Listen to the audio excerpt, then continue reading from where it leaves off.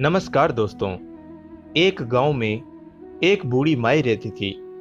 माई का आगे पीछे कोई नहीं था, इसलिए बूढ़ी माई बेचारी अकेली रहती थी।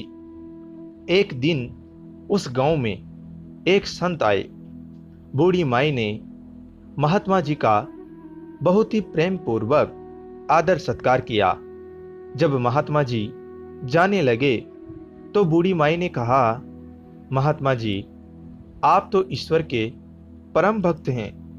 कृपा करके मुझे ऐसा आशीर्वाद दीजिए जिससे मेरा अकेलापन दूर हो जाए। अकेले रह रहकर मैं ऊब चुकी हूं। तब उन महात्मा ने मुस्कुराते हुए अपनी झोली में से बाल गोपाल की एक मूर्ति निकाली और बुढ़िया माई को देते हुए कहा, माई, ये लो, आपका बालक है।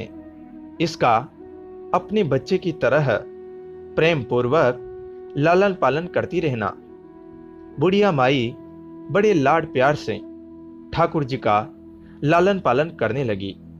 एक दिन गांव के कुछ शरारती बच्चों ने देखा कि माई मूर्ति को अपने बच्चे की तरह लाड कर रही हैं। नटखट बच्चों को माई से हंसी मजाक करने की सूझी। उन्होंने माई से कहा, अरे मैया सुन, आज गांव में जंगल से एक भेड़िया घुस आया है जो छोटे बच्चों को उठाकर ले जाता है और मारकर खा जाता है। तू अपने लाल का ख्याल रखना, कहीं भेड़िया इसे उठाकर नहीं ले जाए। बुढ़िया माई ने अपने बाल गोपाल को उसी समय कुटिया में विराजमान किया और स्वयं लाठी लेकर दरवाजे पर पहरा लगाने के लिए बैठ गई। दरवाजे पर पहरा लगाने के लिए बैठ गई। अपने लाल को भेड़िया से बचाने के लिए बुढ़िया माई भूखी प्यासी दरवाजे पर पहरा देती रही। पहरा देते देते एक दिन बीता, फिर दूसरा, तीसरा, चौथा और पांचवा दिन बीत गया। बुढ़िया माई 5 दिन और 5 रात लगातार बगैर पलके झपकाए भेड़िए से अपने बाल गोपाल की रक्षा के लिए पहरा देती रही। उस भोली वाली मैया का यह भाव देखकर ठाकुर जी का हृदय प्रेम से भर गया।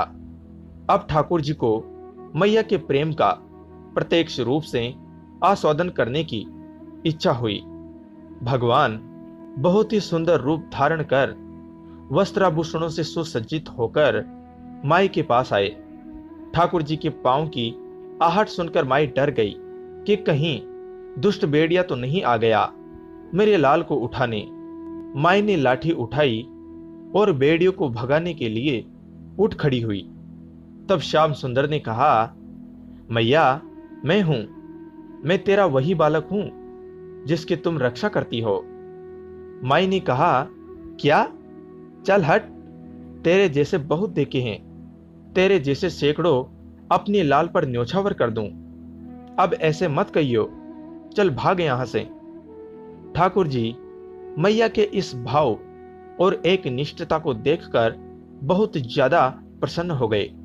ठाकुर जी मैया से बोले, अरे मेरी भोली मैया, मैं त्रिलोकीनाथ भगवान हूं, मुझसे जो चाहे वर मांग ले, मैं तेरी भक्ति से प्रसन्न हूं। बुढ़िया माई ने कहा, अच्छा आप भगवान हो, मैं आपको कोटि कोटि प्रणाम करती हूं। कृपा कर मुझे यह वरदान दीजिए कि मेरे प्राण प्यारे लाल को भेड़िया ना ले जाए।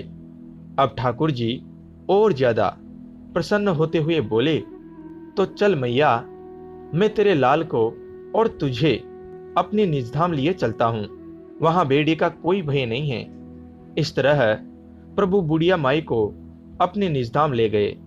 दोस्तों, भगवान को पाने का सबसे सरल मार्ग है भगवान को प्रेम करो, निष्काम प्रेम, जैसे बुढ़िया माई ने किया। हमें अपने अंदर बैठे ईश्वरीय अंश की काम, क्रोध, लोभ, मोह और अहंकार रूपी भेड़ियों से रक्षा करनी चाहिए। जब हम पूरी तरह से तन्मय होकर अपनी पवित्रता और शांति की रक्षा करते हैं तो एक न एक दिन ईश्वर हमें दर्शन जरूर देते हैं। तो दोस्तों, ये कहानी आपको कैसी लगी कमेंट करके ज़रूर बताएं। अच्छी लगी हो तो वीडियो को लाइक करें, चैनल को सब्सक्राइब कर घंटी को ज़रूर दबाएं। कहानी को अंत तक सुनने के लिए आप सभी का धन्यवाद दोस्तों। जय हिंद, जय भारत।